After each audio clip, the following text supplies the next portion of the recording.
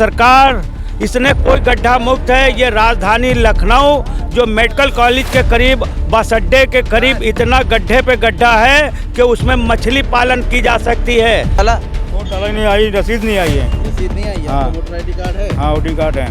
तो क्या चेक कराया कहीं? चेक नाम नहीं कहीं ना, नाम नहीं, दोनों हो रही है फ्री राशन, लेकिन फ्री राशन आ कहाँ से रहा है इसके बारे में कोई जानना नहीं चाहता कि फ्री राशन क्या वाकई में फ्री राशन है।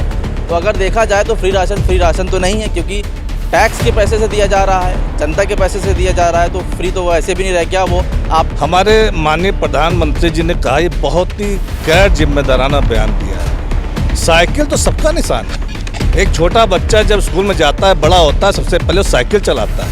साइकिल तो हर आदमी, हर गरीब का निशान साइकिल है।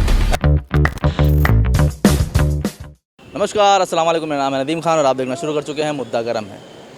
यूपी में चौथे चरण का मतदान शुरू हो चुका है और चौथे चरण में जो सबसे इम्पोर्टेंट सिटी है वो है लखनऊ। पिछली बार यहाँ पर भाजपा ने अपना परचम लहराया था, सारी विधानसभा सीटों पर जीत हासिल की थी। इस बार की फाइट बड़ी टफ मानी जा रही है। कौन जीतेगा, क्या होगा? फिलहाल वोटिंग यहाँ शुरू हो चुकी है। मैं लखनऊ के एक बूथ पर खड़ा हूँ। यहाँ पर सुबह से वोटिंग शुरू हो गई है, लेकिन उस स्पीड से नहीं होनी चाहिए जैसी हो रही है।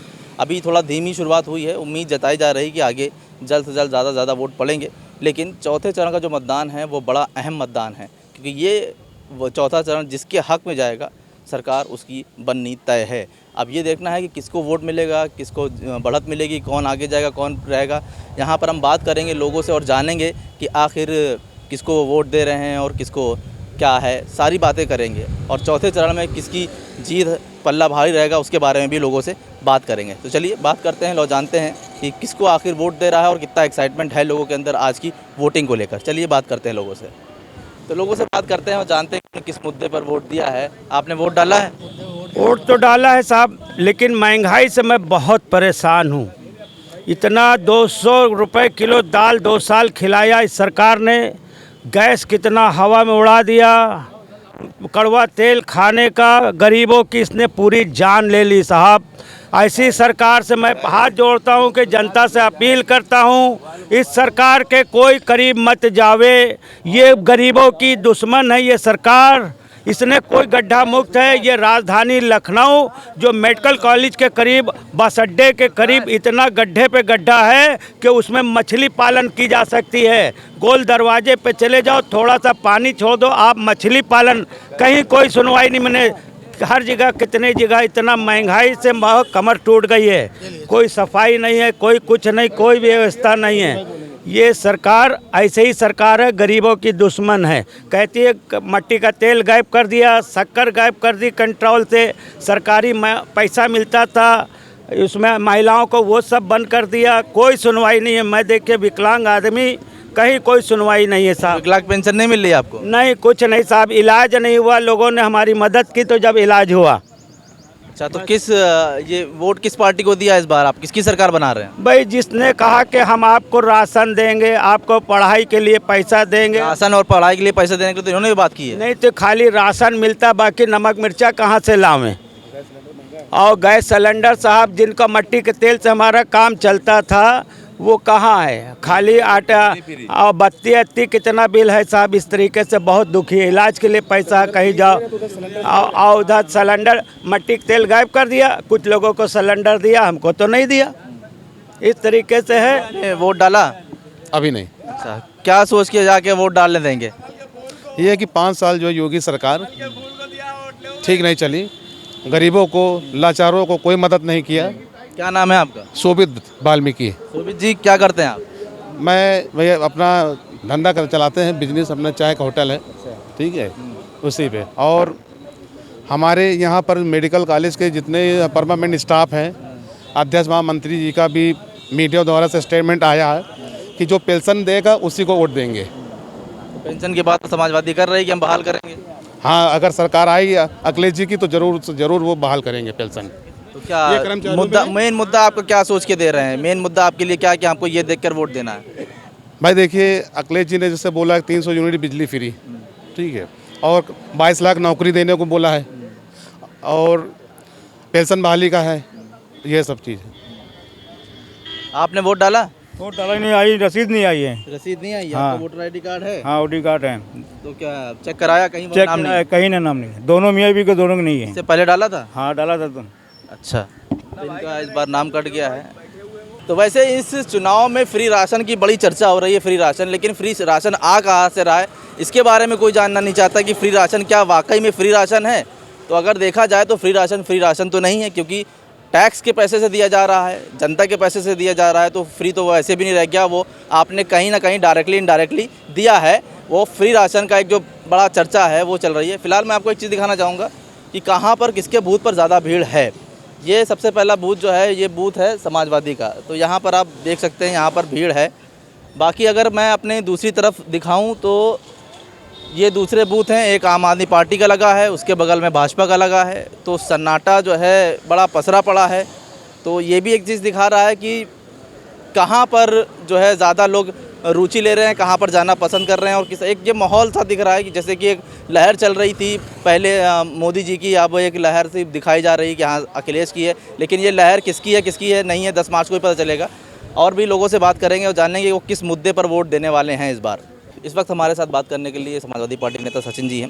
सचिन जी, इस बार कितना मायने रखता है ये इलेक्शन, और इस बार बहुत कुछ दांव पर है, बहुत ज़्यादा साख दांव पर लगी है समाजवादी की भी, क्योंकि जितना प्रचार किया जा रहा है, जिस तरीके से माहौल बन रहा है, क्या लगता है देख के आपको कि क्या वाकई में 2022 में सरकार बना पाएगी?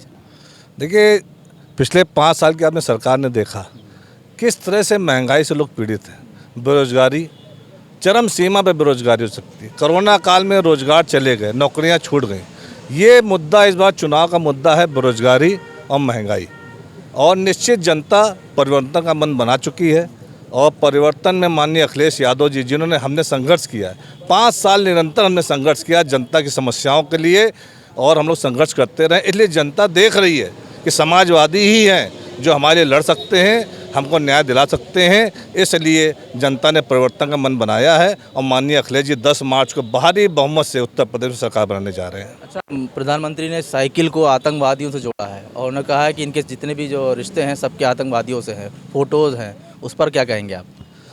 हमारे माननीय प्रधानमंत्री जी ने कहा, ये बहुत ही गैर जिम्मेदाराना बयान दिया है। साइकिल तो सबका निशान है। एक छोटा बच्चा जब स्कूल में जाता है, बड़ा होता है, सबसे पहले वो साइकिल चलाता है। साइकिल तो हर आदमी, हर गरीब का निशान साइकिल है। अगर साइकिल को इन्होंने आतंकवाद से जोड़ा है, बहुत गैर जिम्मेदाराना बयान दिया है। हमारे देश के प्रधानमंत्री को ऐसे गलत बयानबाजी नहीं करनी चाहिए। सबसे बड़ी चीज़ है कि हर बार देखा है इधर कुछ दिनों से फिर से वही पाकिस्तान जिन्ना सबकी एंट्री हो गई है।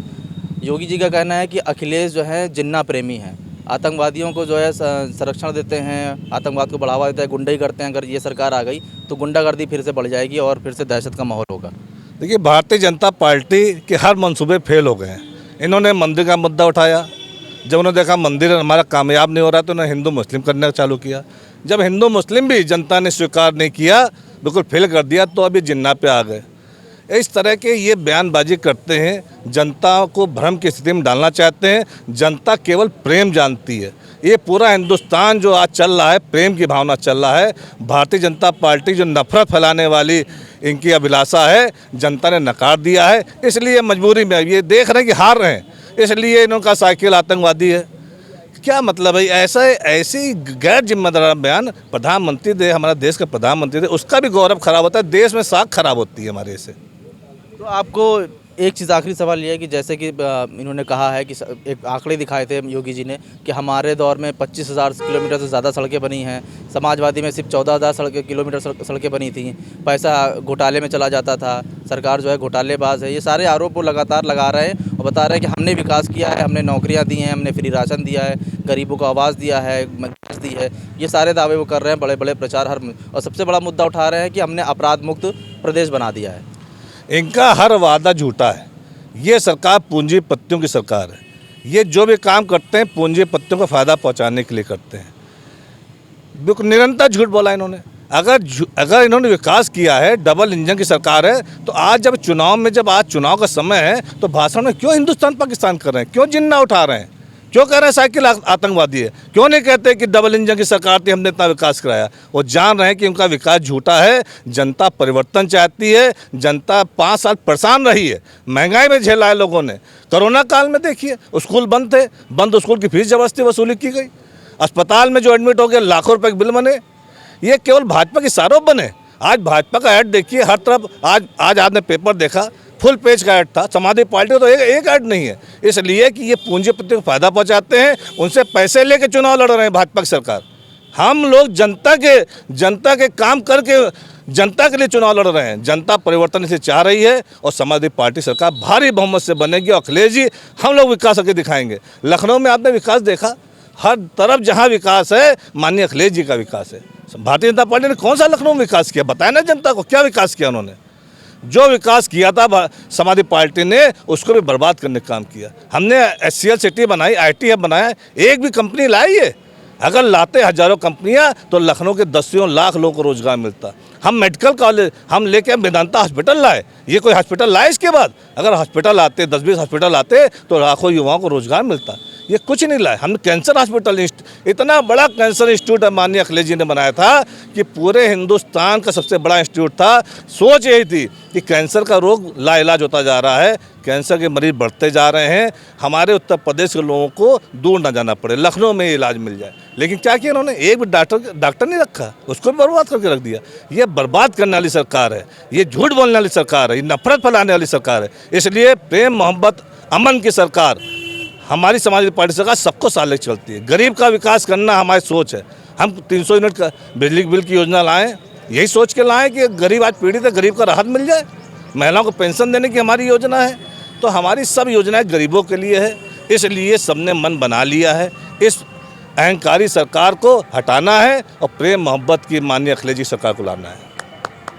तो ये था। वैसे एक चीज़ इसमें और जोड़ दूं मैं कि जब प्रचार की बात करी उन्होंने, तो जब यूपी नंबर 1 का गाना आया था तो उस गाने को अगर देखा जाए तो उसमें 5 काम ऐसे थे जो अखिलेश के दिखा दिए गए थे और उसमें यूपी नंबर 1 बताया गया था और प्रचार योगी जी का किया गया था।